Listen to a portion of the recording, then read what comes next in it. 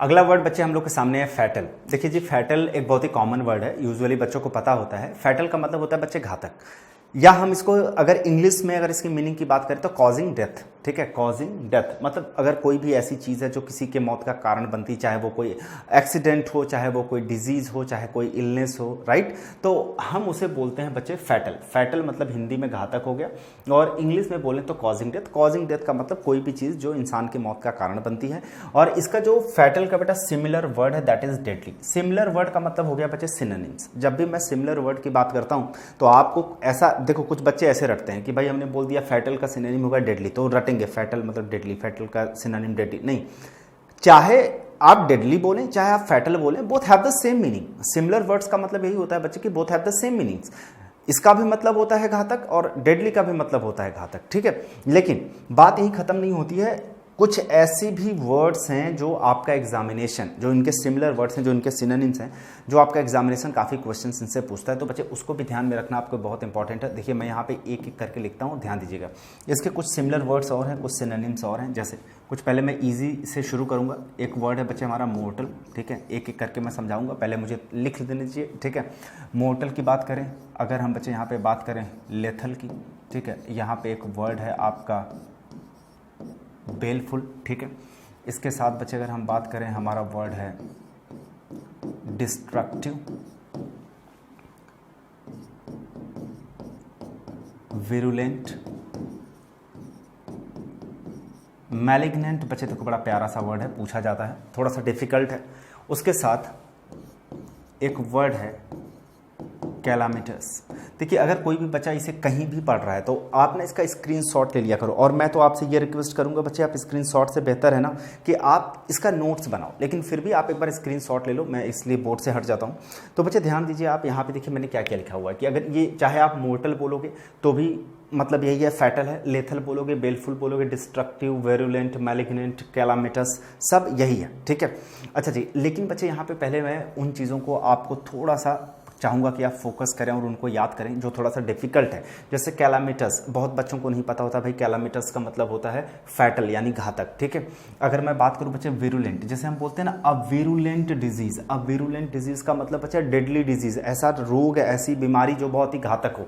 Malignant का मतलब भी बच्चे वही होता है। देखो ये जो कुछ बेहतर वर्ड है, विरुलेंट, मैलिग्नेंट और कैलामिटस, ये दिमाग में जल्दी सेट नहीं होते हैं, तो ये डिफिकल्ट है, तो इन पे ज़्यादा जोर देना है। देखो इजी वाले कौन से हैं बच्चे जो आसान है, मुझे लगता है यूजुअली बच्चों को पता होता है, मोर्टल।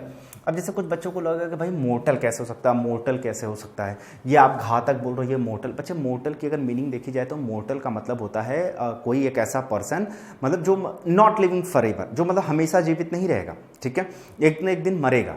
तो वही तो हम कह रहे हैं बच्चे ना, डेडली मतलब जो घातक हो, जो किसी चीज़ के मृत्यु का कारण बने, तो मोर्टल भी इसका सिनोनिम होता है। अब देखिए एक फिलॉसफर ने कहा है, और मैंने ये पहले भी आपके साथ डिस्कस किया है, कि कभी भी कोई वर्ड किसी भी शब्द का एग्जैक्ट सिमिलर वर्ड नहीं हो सकता, एग्जैक्ट अपोजिट नहीं हो सकता, मतलब आपको रेफरेंस लेना पड़ेगा। ठीक है, जैसे अगर आप ध्यान से इस बात को सोचें, हम कह रहे हैं कि घातक, मोर्टल वो होता है जो कभी न कभी मरता है, एक दिन डेथ उसकी होगी, तो ये कहीं ना कहीं बच्चे आपस में रिलेट कर रहे हैं बात ना, तो मोर्टल हो गया। खैर ये इजी है। अच्छा जी, अब मैं डिस्ट्रक्टिव की बात करूं बच्चे, डिस्ट्रक्टिव भी इजी वर्ड है। अच्छा, यहाँ पे मैं रेड वाला इसलिए करूंगा क्योंकि ये देखो कुछ लोगों को इजी भी लगता है, कुछ लोगों ने। लेथल हो गया, बेलफुल हो गया। ठीक है, कुछ बच्चों को पता भी होता है, कुछ बच्चों को नहीं भी पता होता। तो बच्चे ये वाला जो वर्ड है ये डिफिकल्ट है, ये भी डिफिकल्ट है। ठीक है, ये भी डिफिकल्ट है, आप इसको भी श्रेणी में ले सकते हैं डिफिकल्ट के, तो आपको याद सब होना चाहिए। ठीक है, कि mortal, lethal, baleful, destructive, virulent, malignant, calamitous. और अगर आप वीडियो के साथ साथ मेरे साथ अगर आप दोहराते चल रहे हैं तो होप्स हो कि आपको ये चीज़ें याद भी होती चल रही होंगी बच्चे। ठीक है, आप इसको 2-3 बार रिवीजन करना। अब अगर मैं इसके एंटोनिम की बात करूं, ठीक है, ध्यान से सुनिएगा। अगर कभी भी ऐसा पूछ दिया कि भाई अगर ये फैटल दिया है, फैटल का सिनोनिम क्या होगा, तो इसमें से कोई वर्ड आएगा तो वो हो जाएगा। अगर पूछ दिया उसका एंटोनिम, तो बच्चे एंटोनिम के लिए देखिए आपको एक चीज़ ये ध्यान देनी है कि आप यहाँ पे होलसम लिख सकते हैं। ठीक है, होलसम, होलसम का मतलब क्या होता है बच्चे, होलसम का मतलब होता है हेल्दी। ठीक है, हेल्दी होता है, मतलब हेल्दी लिविंग हम बोलते हैं ना, होलसम है तो होलसम मतलब होता है हेल्दी लिविंग। ठीक है, और हार्मलेस बच्चे आप लिख सकते हो, हार्मलेस।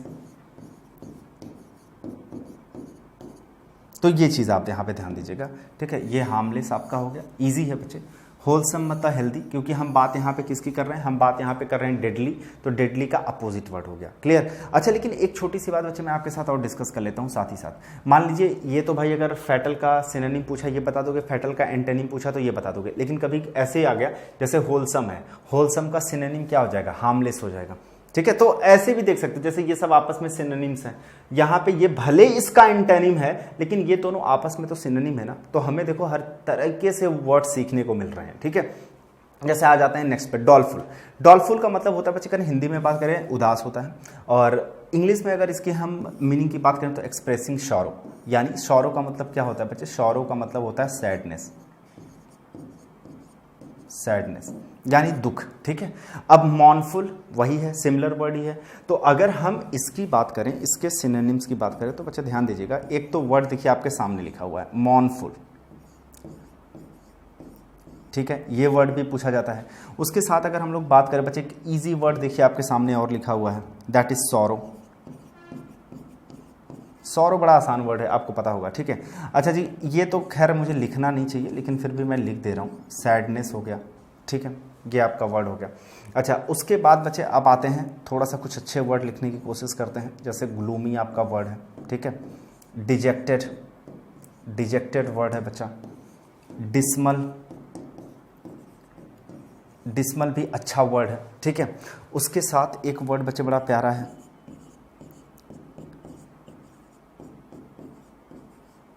क्रेस्ट फॉलन, ठीक है। तो यहाँ पे बच्चे ध्यान देना, कुछ वर्ड हैं बहुत ही प्यारे हैं, जैसे हमने क्रेस्ट फॉलन वर्ड लिख दिया। एक वर्ड और बच्चे मेरी तरफ से है, बहुत प्यारा वर्ड है और इसको याद रखिएगा आप लोग। देखिए, आप जिन जिन वर्ड को मैं फोकस कर रहा हूँ उन वर्ड को आपको याद रखना है। जैसे ये वर्ड है ना डिस्पिरेटेड, देखो बच्चे डिस्पिरेटेड में 1 2 3 आई दिया गया है, ठीक है।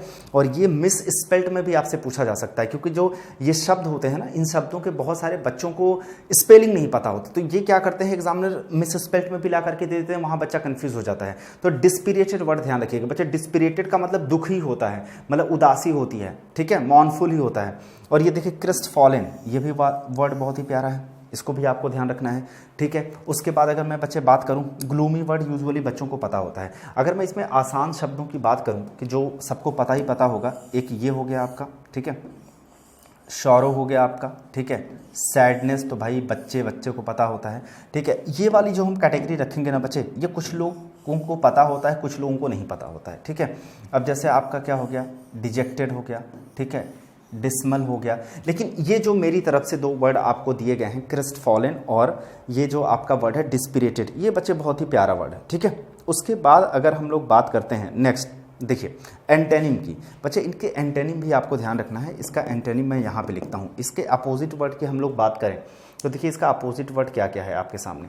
एक तो वर्ड है एक्सटैटिक, एक्सटैटिक एक वर्ड है बच्चे, इसका अपोजिट, ठीक है। एक्सटैटिक का मतलब क्या होता है, एक्सटैटिक का मतलब होता है इलेटेड, इलेटेड का मतलब हैप्पीनेस बच्चा, प्लेजेंट, हैप्पीनेस, खुशी, ठीक है। तो एक्सटैटिक हो गया आपका, इलेटेड हो गया।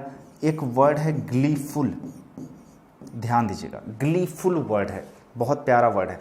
तो बच्चे आपको यहाँ पे 3 मैंने इसके अपोजिट वर्ड बता दिए। सपोज मान लीजिए पूछ दिया कि भाई क्रेस्ट फॉलन का अपोजिट क्या होगा, तो अगर ऑप्शन में दिया है ग्लीफुल, ठीक है, अगर ऑप्शन में दिया है इलेटेड, ठीक है, कोई एक ही देगा, या एक्सटैटिक एक बड़ा प्यारा वर्ड है बच्चे, ठीक है। यहाँ पे मैं मार्क करूँगा और मैं चाहूँगा कि आप लोग इसको ज़रा ज़्यादा ध्यान दें। एक्सटैटिक वर्ड जल्दी लोगों के दिमाग में चढ़ता नहीं है, ठीक है। अगर जैसे ये वर्ड है चीयरफुल, ये तो बच्चा ईजी है, चीयरफुल वर्ड आसान है, ये यूजुअली लोगों के दिमाग में आ जाता है। लेकिन ये वर्ड देखिए, ये जो आपका ग्लीफुल है, इलेटेड है, एक्सटैटिक है, एक्सटैटिक थोड़ा सा अलग है, तो इसका मतलब हैप्पीनेस होता है, क्लियर। तो अब सुनना मेरी बात को, आप तुम ऐसे भी याद कर सकते हो, जैसे अगर मॉर्नफुल दे दिया तो इसमें से कोई भी दे देगा तो इसका सिनोनिम हो जाएगा, राइट। अब जैसे मान लो बच्चे एक्सटैटिक दे दिया, एक्सटैटिक का अगर सिनोनिम पूछेगा तो इलेटेड, ग्लीफुल और चीयरफुल इसके सिनोनिम है। अगर उल्टा पूछेगा अपोजिट तो ये सब उसके अपोजिट वर्ड है, क्लियर। तो देखो ये जितने भी वर्ड मैं यहाँ पे लिख रहा हूँ ना, वो सारे के सारे वर्ड आपके एग्जामिनेशन में पूछे गए हैं, राइट। तो ये मैं इसलिए टाइम दे रहा हूँ क्योंकि मैं चाहता हूँ कि आप मेरे साथ यहाँ पे समय बिताइए, और समय बिताने के साथ साथ आप मेरे साथ उसको मन में रिपीट करते रहिए, जिससे ये चीज़ें बच्चे आपको अभी से याद होती चली जाए, ठीक है। बाद में रिवीजन करते टाइम आपको ज़्यादा टाइम नहीं देना पड़े, राइट। अगला बच्चे देखते हैं, नेक्स्ट है बच्चे ग्रफ। ग्रफ का मतलब होता है कर्कश, ठीक है। ग्रफ की अगर हिंदी मीनिंग की बात करें बच्चे, रूखा, कर्कश, जिसको हम लोग बोलते हैं इंग्लिश में रफ, राइट। जैसे रफ हो गया, लो इन पिच, या हम इसको बच्चे ये बोल सकते हैं, रफ बोल सकते हो आप, हार्श बोल सकते हो। जैसे कुछ लोग होते हैं ना बहुत ही बोलते हैं तो बहुत ही कर्कश बोलते हैं, कटु, कटु वचन जिसको कहते हैं, कटु शब्द बोलते हैं, बहुत रूखा बोलते हैं, ठीक है, उसी को हम लोग बोलते हैं ग्रफ। अच्छा जी, कुछ अच्छे वर्ड भी आप साथ में बच्चे या ध्यान रखिएगा। जैसे एक ब्लंट वर्ड हो गया, BLUNT, ब्लंट, ठीक है, इसका सिमिलर वर्ड होता है, ग्रफ बोलें ब्लंट बोलें बात एक ही है। कोर्स, COARSC, ठीक है, और एक होर्स भी होता है बच्चे, होर्स मतलब भी वही होता है, रफ, मतलब चाहे ग्रफ बोलें, चाहे होर्स बोलें, चाहे कोर्स बोलें, चाहे ब्लंट बोलें, ये सिमिलर वर्ड्स हैं, राइट। अच्छा जी, उसके साथ आपने क्या ध्यान रखना है, एक बार बच्चे मेरे साथ पढ़ते चलिएगा। जैसे मैंने यहाँ पे ब्लंट लिखा, मैंने यहाँ पे कोर्स लिखा, ठीक है, मैंने यहाँ पे होर्स लिखा, ठीक। अच्छा, ये जो सिनोनिम आपके सामने लिखा हुआ है रफ, ये बच्चे ईजी है, ठीक है, ये रफ वर्ड ईजी है। साथ में अगर हम बात करें हार्स, ठीक है, हार्स वर्ड भी ईजी है। बेसिकली जो वर्ड आपको ध्यान देना है, ये तो आप अपनी आम बोलचाल की भाषा में बोलते रहते हैं, तो इसमें ज़्यादा आपको टाइम नहीं लगना चाहिए याद रखने में। बाकी ब्लंट, कोर्स और होर्स, इन वर्ड्स को बच्चे आप लोग ध्यान रखिएगा, ठीक है। अच्छा, अब बात करते हैं सर इसका अपोजिट वर्ड अगर मान लीजिए पूछ दिया तो क्या लिखेंगे, तो एक वर्ड है बच्चे मिलो, ये लिख दीजिएगा, ठीक है। जैसे इसका मतलब होता है कर्कश, मिलो मतलब होता है मधुर, मधुर, प्यारा। जैसे हम लोग बोलते हैं ना बच्चे मेलोडियस, ठीक है, हम लोग बोलते हैं सूदिंग, सूदिंग मतलब होता है जो बहुत ही शांत सा हो, प्यारा सा हो, काम सा हो, ठीक है, मतलब जिसमें वो ना हो, जिसमें हम बोलते हैं कर्कश, वो सारी चीज़ें ना हो, ठीक है, वो चीज़ें होती हैं हमारी सूदिंग, मिलो हो गया। तो बच्चे इसको ध्यान रखिएगा। अब मान लीजिए एक बात ध्यान देना बच्चे, जो मैं आपको यहाँ समझाना चाहता हूँ। मान लीजिए क्वेश्चन कैसे पूछा जाएगा, अगर क्वेश्चन में दे दिया कि भाई हॉर्स है, हॉर्स का अगर अपोजिट वर्ड पूछ दिया तो मेलो, मेलोडियस या सूदिंग में से कोई भी आ गया, वो आपका आंसर हो गया। मान लीजिए उसने पूछ दिया भाई ब्लंट, ब्लंट का सिनोनिम क्या होगा, यानी सिमिलर वर्ड, अगर इसमें से कोई ऑप्शन दे दिया तो वो आपका आंसर हो गया। मान लीजिए मिलो का सिनोनिम पूछ दिया, तो बच्चे मिलो का अगर सिमिलर वर्ड या सिनोनिम पूछे मेलोडियस या सूदिंग, तो यहाँ पे देखिए इसका सिनोनिम पढ़ रहे हैं और इसका अपोजिट वर्ड पढ़ रहे हैं, लेकिन साथ में आप ध्यान नहीं दे रहे हो कि अगर इसका अपोजिट पूछा तो इट्स ओके, हम भाई ये लगाएंगे, लेकिन अगर इसके सिनोनिम पूछ लिए तो ये सामने 3 तो लिखे हुए हैं। समझ में आ रही है मेरी बात? तो आप देखो बहुत सारे वर्ड्स यहाँ पे तैयार कर रहे हो, बस बच्चे ध्यान से रिवीजन करते जाना मेरे साथ, ठीक है, सारी चीज़ें क्लियर हो जाएगी। जैसे फिडेलिटी की हम बात करें, अच्छा बच्चे फिडेलिटी की अगर हम बात करें तो फिडेलिटी मतलब होता है ऑनेस्टी, ठीक है, फिडेलिटी मतलब क्या होता है, ऑनेस्टी। जैसे यहाँ लिखा निष्ठा, वफादारी, वफादारी क्या होती है बच्चे, फेथफुलनेस, एक तो देखो यहीं सिनोनिम्स मिल गया, फेथफुलनेस टू अ पर्सन, अगर आप किसी इंसान के लिए वफादार हैं। कॉज और belief demonstrated by continuing loyalty and support, अगर आप कंटिन्यूअसली उसके लिए लॉयल हैं, ईमानदार हैं, उसका सपोर्ट कर रहे हैं, ठीक है, तो आप उसके लिए वफादार हैं। तो अब देखिए ये जो लॉयल्टी हो गई, इसका सिनोनिम हो गया। आप यहाँ पे बच्चे लिख सकते हैं फेथ, फेथ भी होता है, चाहे फेथ लिखें चाहे फेथफुलनेस लिखें, ये भी होगा, ठीक है, फेथ आ जाए या फेथफुलनेस आ जाए। उसके साथ बच्चे हम ये भी लिख सकते हैं कमिटमेंट, कमिटमेंट भी होता है, ठीक है। लॉयल्टी तो दिया है, अब अगर इसके हम एंटोनिम की बात करें बच्चे, लॉयल्टी का क्या हो जाएगा, डिसलॉयल्टी हो जाएगा, ठीक है। और ट्रेचरी एक वर्ड है, ये वर्ड अच्छा है, ट्रेचरी, ठीक है, ये बच्चे ध्यान रखना, ट्रेचरी। जैसे डिसलॉयल्टी की अगर हमने, जैसे यहाँ पे मैं बात ये भी कर सकता हूँ बेटा ऑनेस्टी, लेकिन ये आसान शब्द हैं अगर आप समझें।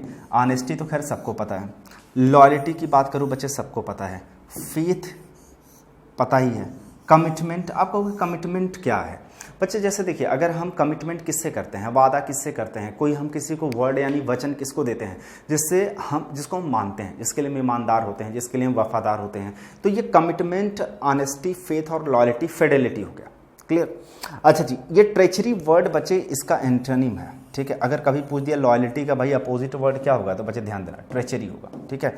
और भाई एक तो खैर इसमें क्या ही लिखना है, डिसलॉयल्टी, लॉयल्टी का क्या हो जाएगा, डिसलॉयल्टी।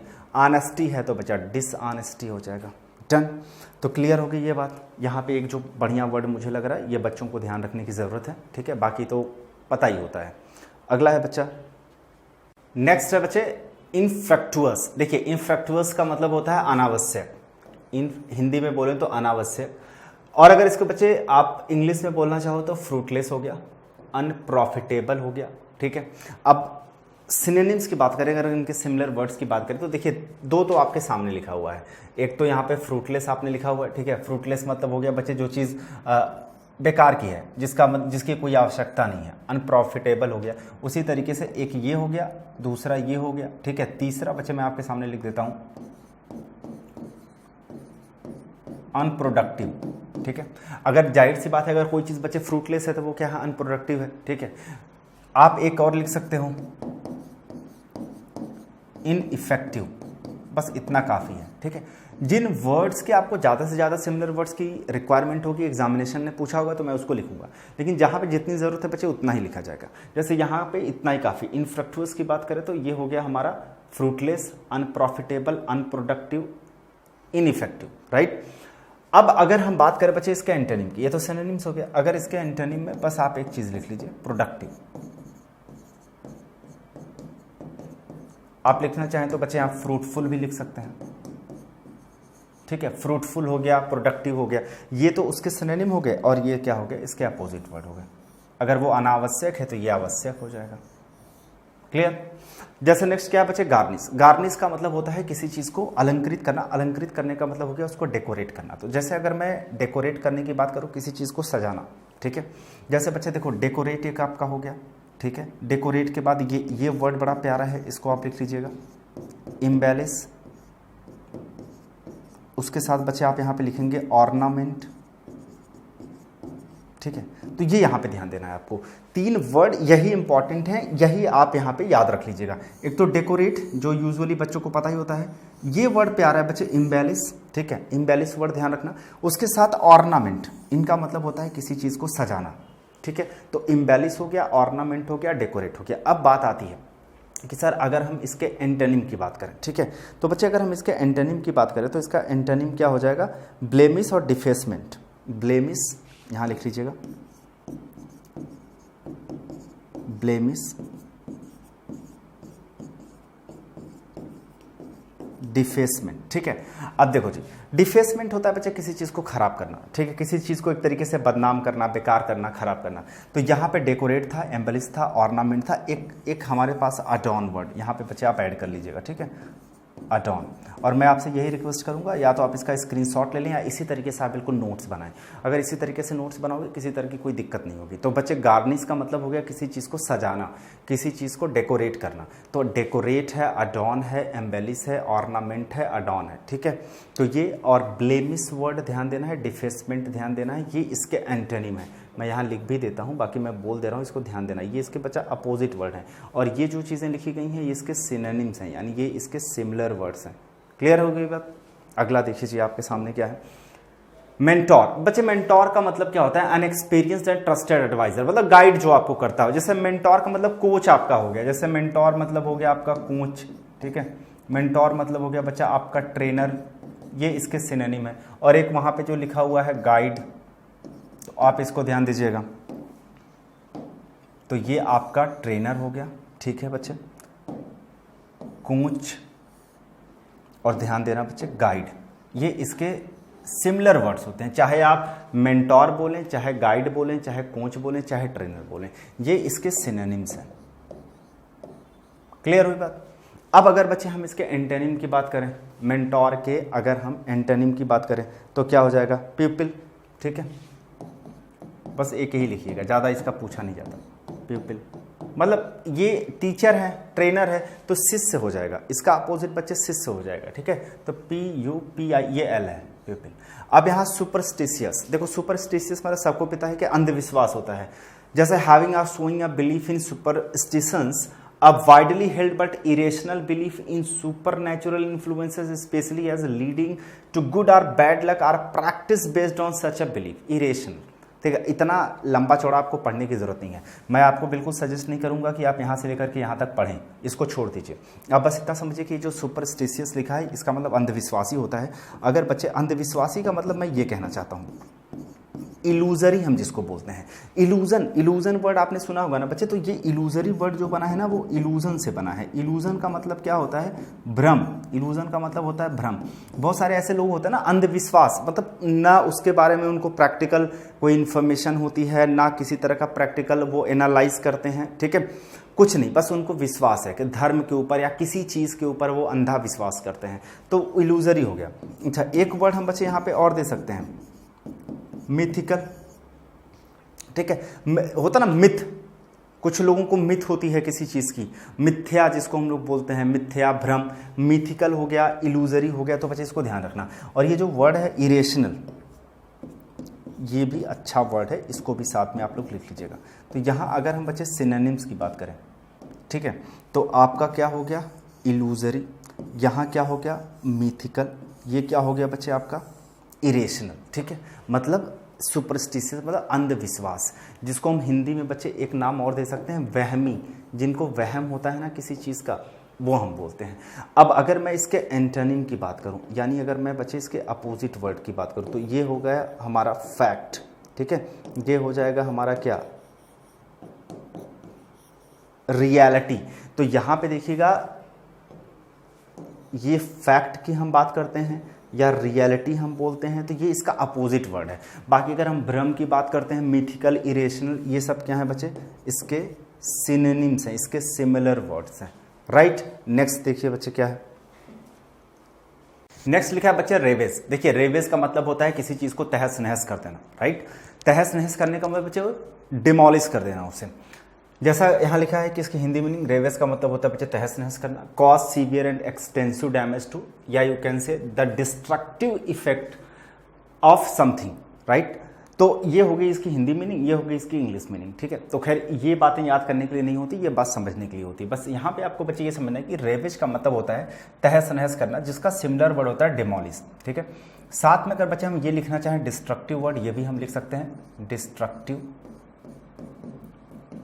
ये भी होता है। राइट, साथ में बच्चे कुछ चीजें आपको और याद रखनी है। डिवेस्टेट एक वर्ड होता है, डिवेस्टेट। ठीक है, ये भी इसका सिमिलर वर्ड होता है। जैसे मान लीजिए दे दिया रेवेज, रेवेज मतलब तहस नहस करना, चाहे बच्चे डिमोलिश बोलो, डिस्ट्रक्टिव बोलो, डिवेस्टेट बोलो, बात एक ही है। ठीक है, अच्छा साथ में बच्चे एक चीज आपको और याद रखनी है, डिवेस्टेट के साथ प्लंडर।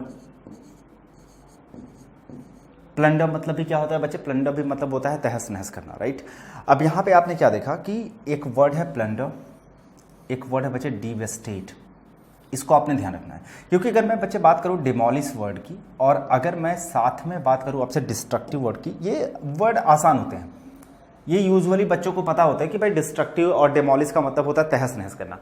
तो रेवेज एक अच्छा वर्ड है बच्चे, ये ध्यान रखना है आपको। रेवेज, रेवेज मतलब तहस नहस करना, और साथ में ये जो दो वर्ड मैंने यहाँ पे आपको दिए हैं, प्लंडर और डिवेस्टेट। और बच्चे ये ध्यान रखना है कि इसके सिनोनिम्स हैं, यानी सिमिलर वर्ड्स मैंने यहाँ आपके सामने डिस्कस किया है। अब सपोज अगर इसके अपोजिट वर्ड पूछ देता है, जैसे बच्चे मैं अपोजिट वर्ड की बात करता हूँ, अपोजिट वर्ड का मतलब इसका होता है एंटोनिम। ठीक है, और अगर बच्चे हम इसके एंटोनिम की बात करें तो इसका हो जाएगा सैल्वेज और रिवैम्प। ठीक है, ये बहुत बढ़िया वर्ड है। एक वर्ड हमने यहाँ पे लिखा सैल्वेज, और एक वर्ड लिखा बच्चे रिवैम्प। अब जैसे कुछ बच्चों को समझ में नहीं आ रहा होगा कि भाई सैल्वेज और रिवैम्प मतलब सर आप क्या कहना चाहते हो, तो बेटा ध्यान देना। कंजर्वेशन एक वर्ड होता है ना आपका, कंजर्वेशन। कंजर्वेशन मतलब क्या होता है बच्चे, संरक्षण करना। मतलब अगर मैं और आसान शब्दों में कहूं तो किसी चीज को सेव करना, बचाना। तो अगर हम यहाँ बच्चे बात कर रहे हैं, ठीक है, बात कर रहे हैं डिस्ट्रक्टिव की, बात कर रहे हैं डेमोलिश की, प्लंडर, इन सबका मतलब होता है तहस नहस करना। एक और वर्ड होता है बच्चे बहुत पूछा जाता है, डिसरप्ट, ये भी लिख लेना, याद आ गया मुझे, डिसरप्ट। ये सब सिनोनिम्स हैं। तो कंजर्वेशन हो गया आपका, रिवैम्प हो गया, सैल्वेज हो गया, इनका मतलब होता है बच्चे किसी चीज को संरक्षित करना, किसी चीज को सेव करना, या किसी चीज को हम कह सकते हैं बेटा बचाना। राइट, नेक्स्ट है बच्चे सक्सेसिव। देखो सक्सेसिव बहुत ही इजी वर्ड है और यूजुअली बच्चों को पता होता है, ये मैं मान के चलता हूं कि जैसे मुझे ये लग सकता है इसमें कि भाई डिवेस्टेट, प्लंडर और डिसरप्ट। डिसरप्ट तो कॉमन वर्ड है, ये दो ऐसे शब्द हो सकते हैं, हो सकता है बच्चा थोड़ा सा मिस करे। अच्छा कुछ लोगों के लिए डिसरप्ट भी थोड़ा सा हो सकता है, लेकिन ये जैसे डिमोलिश, डिस्ट्रक्टिव हो गया, ये मतलब यूजुअली बच्चों को पता होता है। ये सैल्वेज और रिवैम्प मैं मान सकता हूँ बच्चे कि ये वर्ड थोड़े से आपके लिए डिफिकल्ट हो सकते हैं, आपने पहले से नहीं पढ़ा हो, लेकिन कंजर्वेशन यूजुअली बच्चों को पता होता है।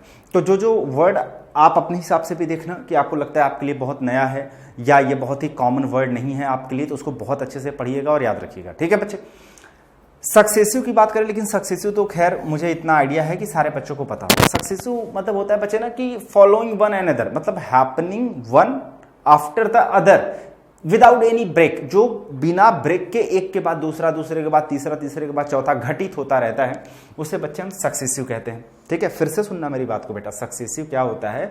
हमने कहा कि happening one after the other without any break, बिना ब्रेक के कोई चीज एक के बाद दूसरा, दूसरा के बाद तीसरा, इस तरीके से घटित होता रहे। जैसे बच्चे यहाँ पे आपने फॉलोइंग लिखा हुआ है, ठीक है, तो फॉलोइंग भी इसका सिनोनिम हो गया। यहाँ पे देखिए आपने एक वर्ड लिखा कंसेक्यूटिव, सारा मैं यहीं पे लिख देता हूँ कंसेक्यूटिव, तो इसका सिमिलर वर्ड तो है ही है जो यहाँ पे बेटा लिखा गया है, ध्यान से देखिएगा। ठीक है, उसके साथ मैंने कहा फॉलोइंग भी इसका सिनोनिम से बच्चे,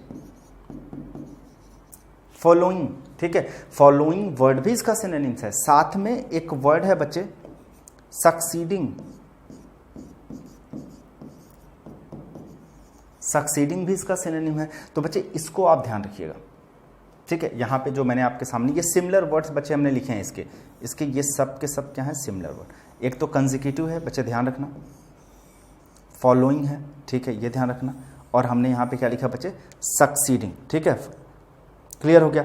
अच्छा, एक वर्ड और है बच्चे, ध्यान रखना है आपको, सब्सिक्वेंट। एक वर्ड और बढ़िया सा है, इसको भी ध्यान रखिएगा।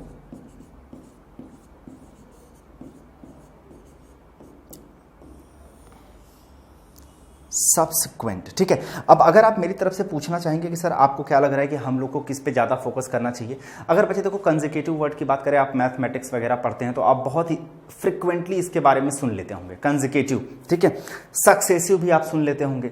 ठीक है, फॉलोइंग तो आपने सुना ही सुना होगा, सक्सीडिंग बच्चे आपने सुना ही सुना होगा। एक वर्ड मैं आपसे बोलूँगा सब्सिक्वेंट। ठीक है, ये थोड़ा सा मतलब ये भी आप जानते ही हैं, लेकिन अगर मुझे नहीं लगता कि इसमें किसी बच्चे को कोई दिक्कत होगी। फिर भी अगर आपको अपने हिसाब से लगता है किसी वर्ड में आपको थोड़ा सा प्रॉब्लम है तो बच्चे इसको ध्यान देना। अब अगर मैं इसके अपोजिट वर्ड की बच्चे बात करूं, अगर मैं इसके एंटोनिम की बात करूं, ठीक है, अपोजिट वर्ड, तो एक वर्ड बस मैं बोलूंगा, यहां याद रखना है आपको, इनकोहेरेंट।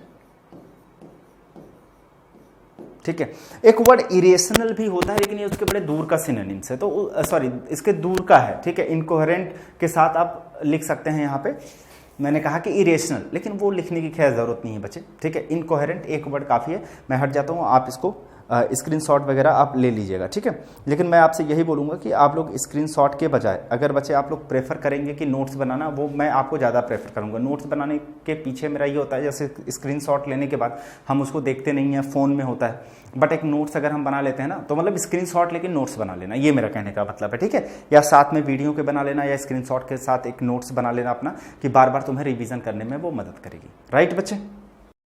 क्या आप एसएससी सीजीएल की तैयारी कर रहे हो, अभिषेक की तरह 34th रैंक फोड़ना चाहते हो, या फिर शिवम की तरह 41, और आपने ग्रामर तो प्रिपेयर कर लिया स्मार्ट बुक से, और वोकैब को लेके बहुत परेशान हो कि 10,000 वर्ड्स याद करें, 15,000 वर्ड्स याद करें, 20,000 वर्ड्स याद करें, उनको रिटेन कैसे करें?